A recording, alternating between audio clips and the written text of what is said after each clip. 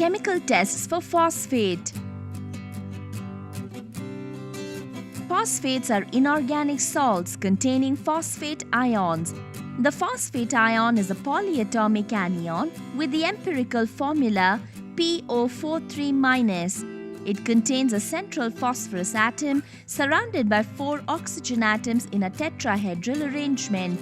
The most well-known compound containing the phosphate ion is phosphoric acid.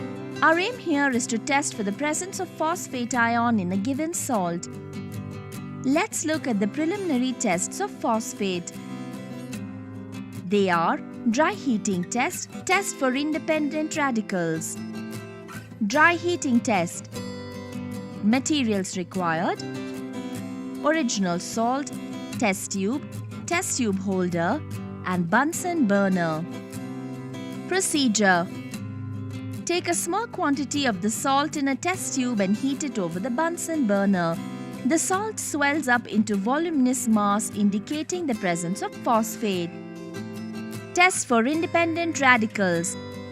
Materials required: original salt, concentrated nitric acid, ammonium molybdate solution, test tube holder, droppers and Bunsen burner. Procedure: take a small quantity of the salt in a test tube. To this, add a small volume of concentrated nitric acid using a dropper. Boil the contents of the test tube over the Bunsen burner. To this, add excess of ammonium molybdate solution using another dropper.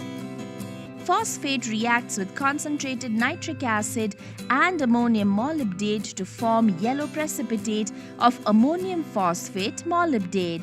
Next, we look at the confirmatory tests of phosphate. Magnesia mixture test. Materials required: aqueous solution of the salt, magnesia mixture, test tube and dropper.